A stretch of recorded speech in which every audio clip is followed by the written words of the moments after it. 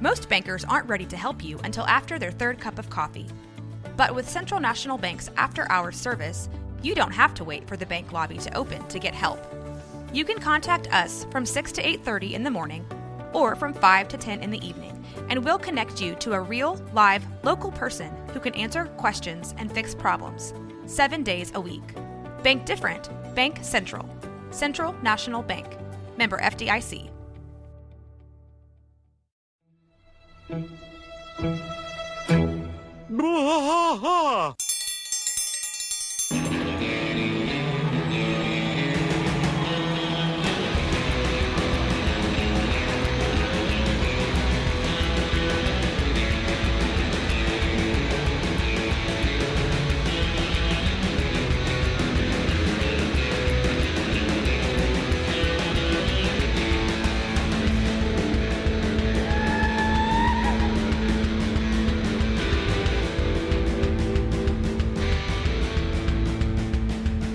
One trash fight all through the night, deep in the heart of Texas. The trailer park is nice and dark, deep in the heart of Texas. That drinks his brew and he spits his chew, deep in the heart of Texas. The TV blares, but no one cares, deep in the heart of Texas. Here we go! Hey there, everybody. Welcome to Blah, King of the Hill podcast. I am Mike. And I'm Rusty. Rusty, it is That Ain't Right Friday. Yes, sir. So, That Ain't Right Friday. we got an email. We did. We got an email from a fan, We which we just got an appreciate email. all y'all's emails and stuff. Yeah. So if you've never sent one, go ahead and send one in. So- info@roguemedianetwork.com, or you could send one into bois, KOTH, @gmail.com. There you go.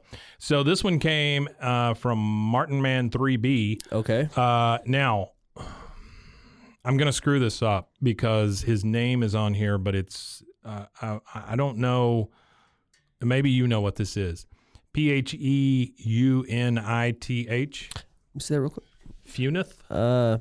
Not even going to try. So I'm going to say Phoenix. I've been on this earth long enough that I don't care, so I'm going to say Dude that Funith? sent his email. Let's just say, dude who sent email. well, it's Funith, Funith psychic water type.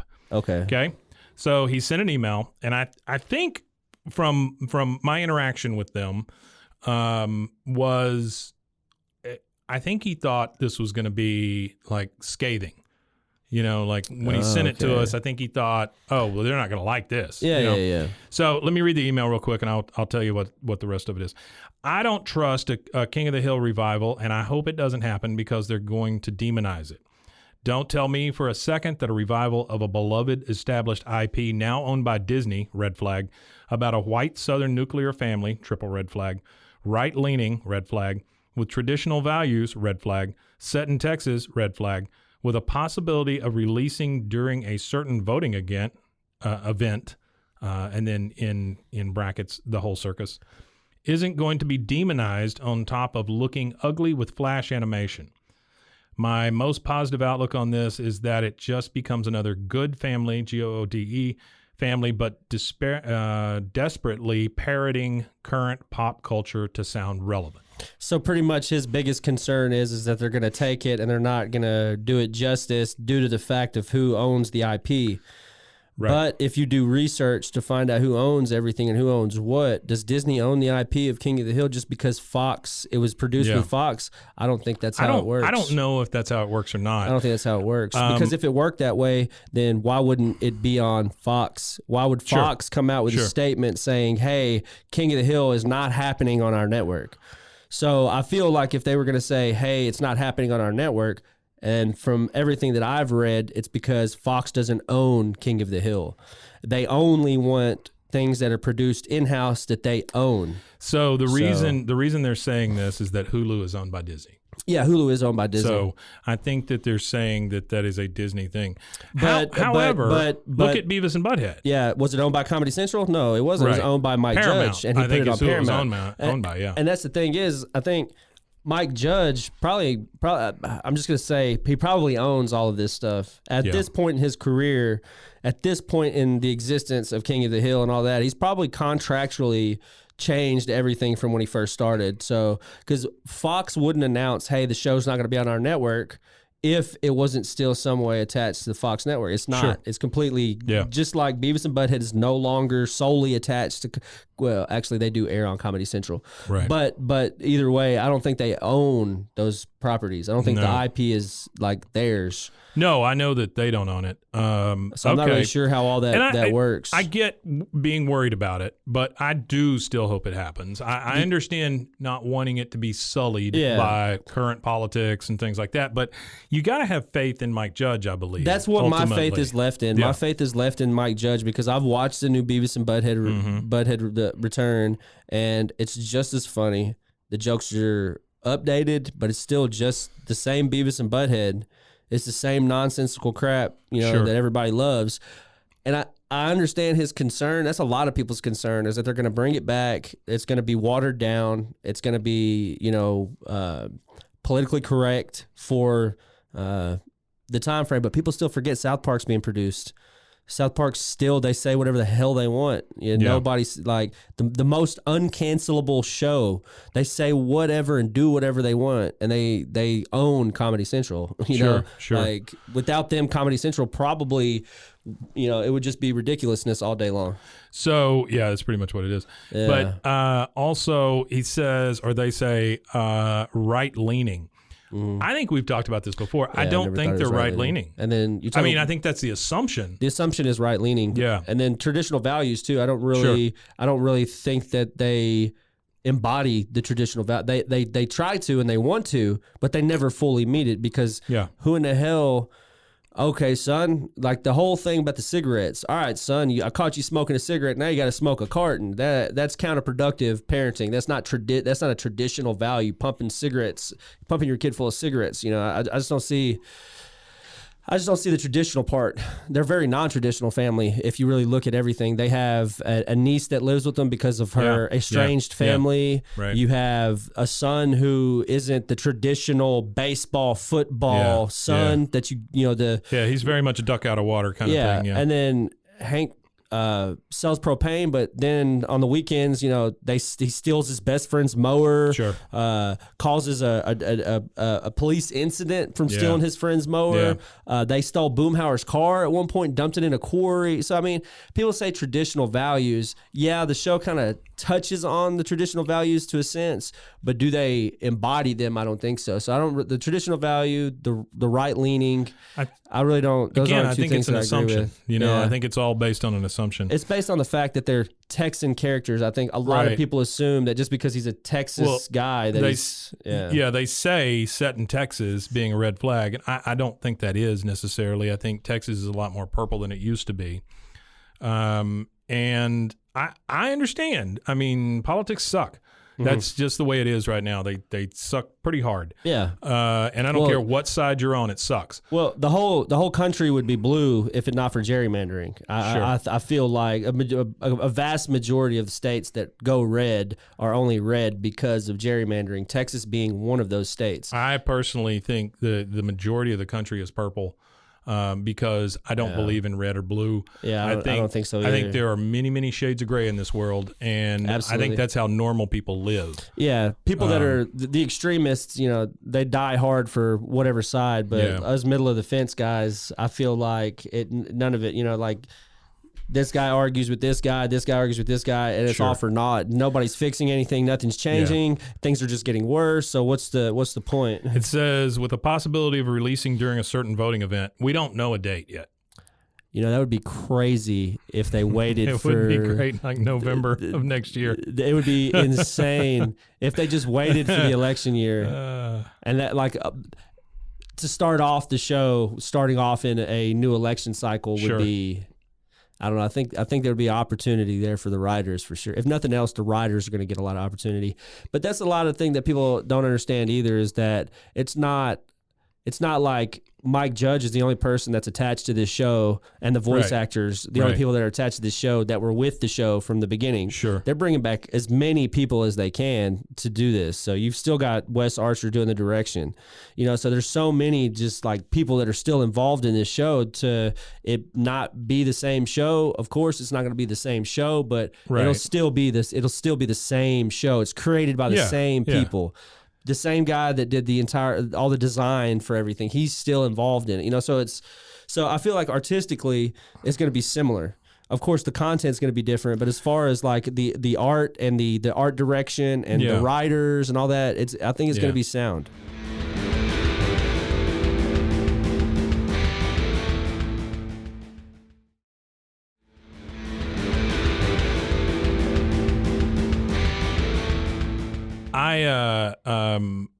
I was watching Bob Odenkirk's new show.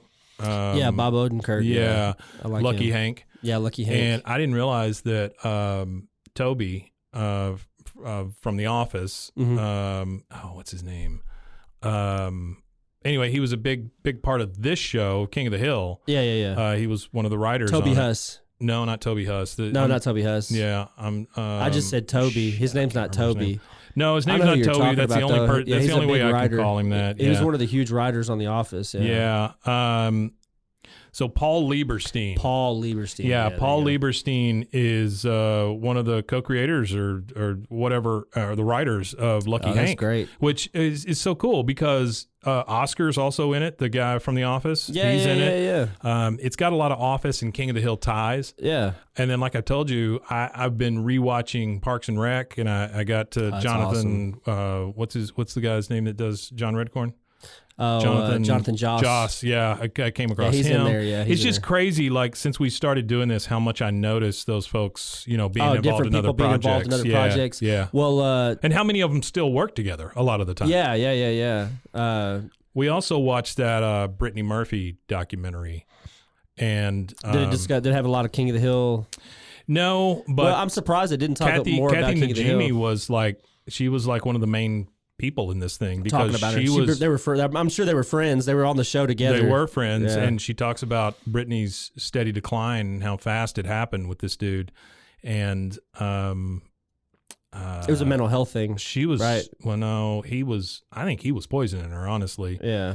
But they also found a bunch of black mold in the house and all kinds of stuff. I mean, there's all kinds of things. Lots of factors. Yeah, and Kathy Najimy, she gets super choked up. Like she was like, "Why didn't I just go get her? I knew something was going on. I should have just gone and taken her from her, from that guy and all this stuff." And then he dies like within the next 6 months. Yeah, he did. So it's a crazy. It made it seem like a conspiracy kind of thing. I don't think it was a conspiracy. I think it was people just treating themselves like garbage. Yeah, that too. Yeah, he was definitely a garbage person. The next point was it will all be Flash animation. Flash animation doesn't exist anymore. Flash died at the beginning of this year, wasn't it, or last year? Last year. It was renamed Adobe Flash Professional. Well, it was once known as Adobe Flash Professional, then Macromedia Flash. That's when I took it. Mm-hmm. And now it's Adobe Animate. Yeah, Adobe Animate. And I don't think professional studios are using Adobe Animate. But not. I understand what he's referring to. I'll ask though. F what they use. Yeah. So I'm not sure. I understand what they're referring to, which is basically that quick animation. You see it on a lot of shows these days, and it looks super computer animated, like they did it real fast, real cheap. I don't think this is going to be that way. Beavis and Butthead didn't strike me that way. It actually, I think, looks a little better than it used to. I think it looks better too. Well, a lot of people don't understand about animation is that the only thing that's changed is the medium. Yeah. The paper, the computer, whatever. That's the only thing that changed. These guys still have to have a functional knowledge of art. They still have to be able to draw very well to be able to do their job. Because I watched a YouTube video on where they were discussing the transition from paper to art, or paper to computer. Sorry. And that's pretty much what they said. There was the only thing that was different is that my pen is now attached to the tablet instead of the pen just being a free paper pen. So well, I mean, the computer will fill in cells and things like that, which I think is just a faster way of doing it. It makes it easier for them too. Yeah. So they're able to still create a good product. Yeah, I'm not super worried about that part. I'm not either. I'm not worried about the art part at all because all of the people that are attached to it are the same people that did all the artwork for the first one. So, and then the last point, talking about professionals that have been doing it for 30 plus years at this point in their careers. They started with King of the Hill 20 plus years later. Yeah, they're still in the business. So trust it. The last part of this says the most positive outlook that it becomes another good family, but desperately parroting current pop culture to sound relevant. I have enough faith in the writers that won't happen. Now, that's the thing. As far as the good family goes, that could have been a good show. It was not given enough time. There wasn't enough. I don't think there's enough push behind it either. Sure. The humor's not terrible. It's not bad. I mean, it's not. I don't think of it as King of the Hill quality, but I think it could have found its rhythm. Yeah. There's a guy. I mean, it's hard to pitch a show and create a show and get a show to be on the air for even one season. Sure. So it had something. Somebody saw some redeeming quality in it. Otherwise, it would have never made it as far as it made it. There's a guy out there named Justin Spitzer who he worked on The Office, and then he created The Good Place. Mm-hmm. He created Superstore. Okay. He now has a show called American Auto. And I will kill somebody to watch a good sitcom, like a good one, right? Because they just don't exist hardly anymore. No, I still watch Andy Griffith just to get good sitcoms again. Sure. Yeah. That's what we need to do. Make sitcoms great again. Okay. That's what we need. That's a Technicolor hat. There you go. Yeah. So this guy's okay. So here's the way I see Justin Spitzer's stuff, and I will watch anything he does, but he is in it for the long haul. Mm-hmm. Right? He's telling a story, a complete story. And to tell that story, you need to build characters. Yeah, for sure. And it took a whole season in Superstore to build those characters. Once you build those characters, you as the audience start expecting certain things from these characters. Absolutely. And so about them. Right? Dwight on The Office wouldn't have been Dwight on The Office had you not built that character. No, just being a total nerd. It would have been weird. Yeah. And so Justin Spitzer is really good at that. American Auto, when it first came, Superstore, when it first came on, I was like, it's okay. It's all right. And then as it went, you get invested in it because of the characters. Mm-hmm. It's the character building that comes first. And I think that's so important in shows. Look at King of the Hills is no exception to that. Yeah, it did. You had really to build good. the characters. It did really good in the first season to build the characters too. It did an excellent job. As far as shows go for character building, especially adult animation, because they don't really do a lot of building and they don't do a lot of development outside of just the stereotypical stuff that character is. And they usually just run with those tropes the whole season runs, but these characters in King of the Hill, they develop, they change, they think, they feel, they change how they act. But if you didn't know what you know about the characters, it wouldn't be as funny. You would never know. It would never be as funny. It would never be as funny. See Dale just go geek and jump over a fence, it wouldn't make any sense. Right, without the buildup of him being who he is, or the global warming joke in the very first the first episode of the first season.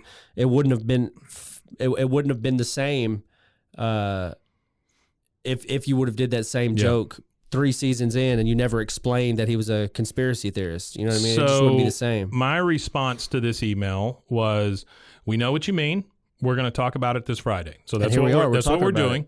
And I got a response from them that says, really?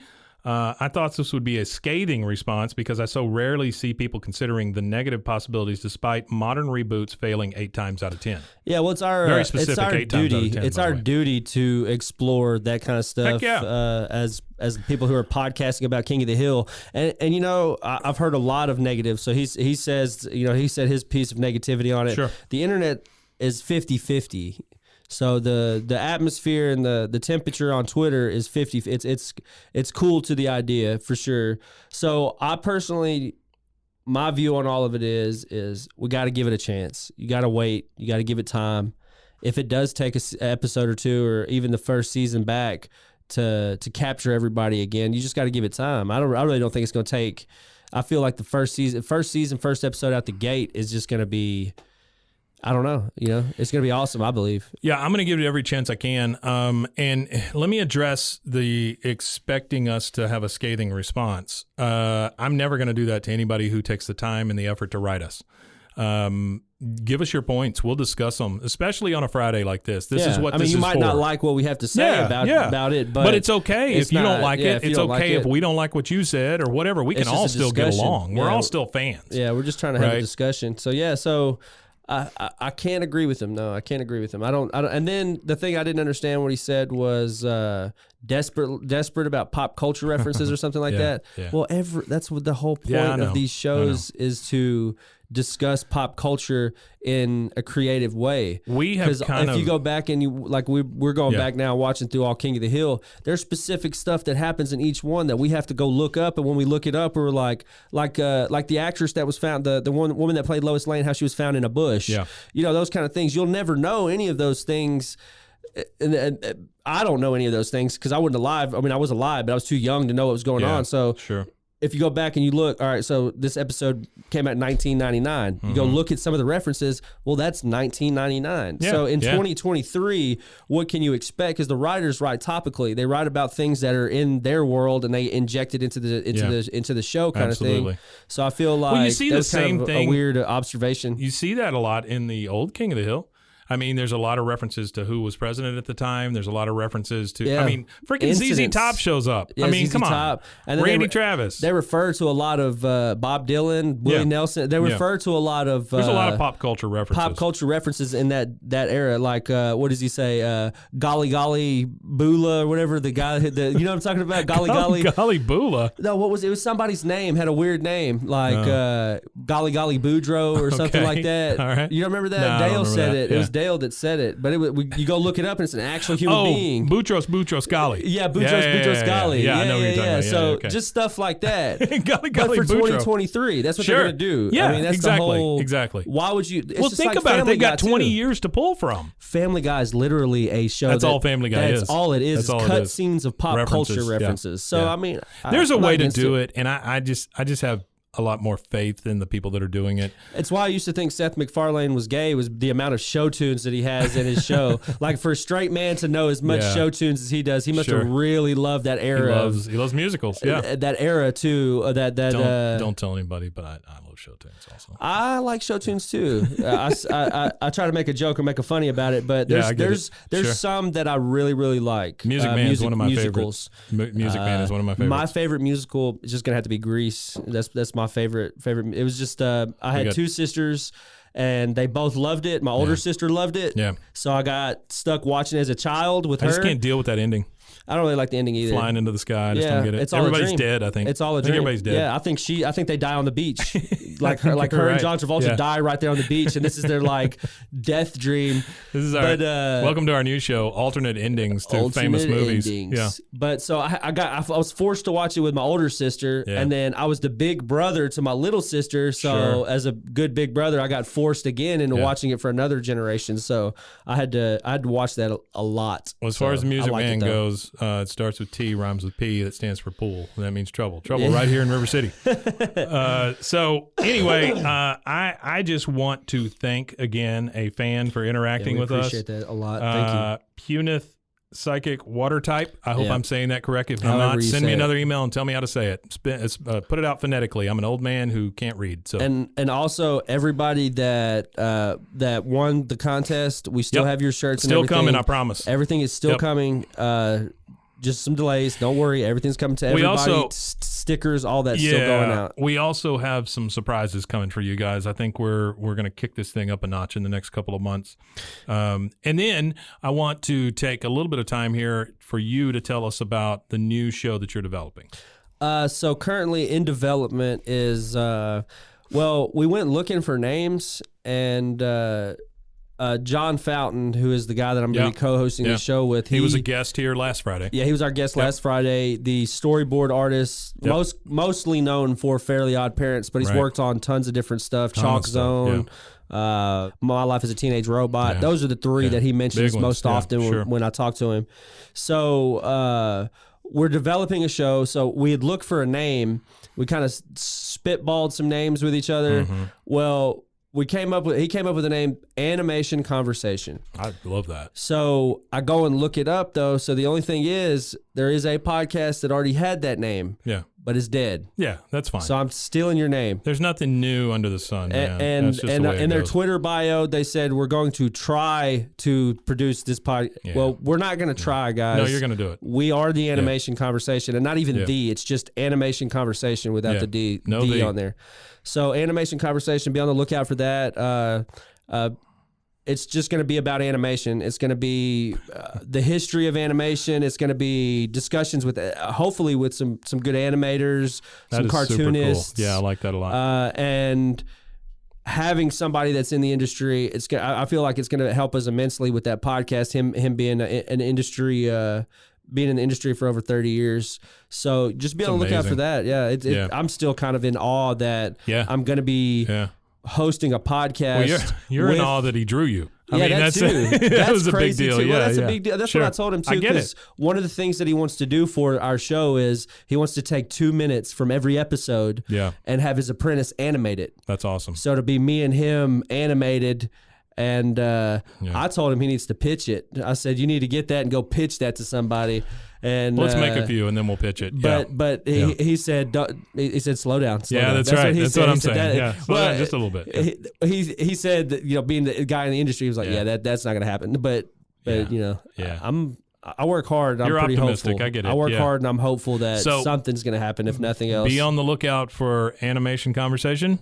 Yeah, be on the lookout for it. And be on the lookout for us again on Monday. We'll be back. I'm not going to say the first guest's name for Animation Conversation, but I will tell you that he worked on Powerpuff Girls. He's worked on Dexter's Lab. That's awesome.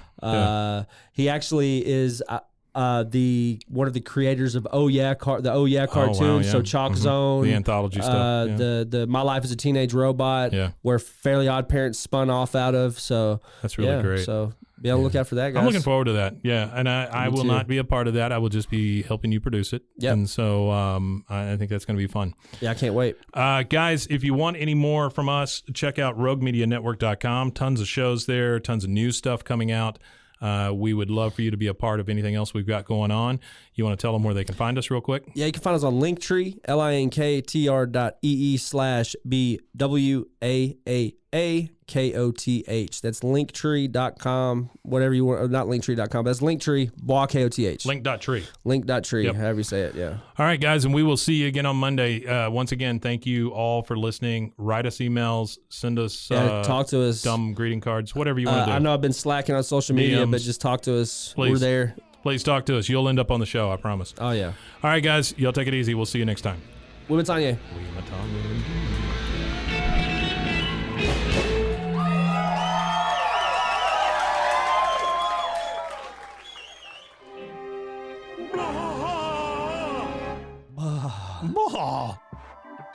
This has been a Rogue Media Network production.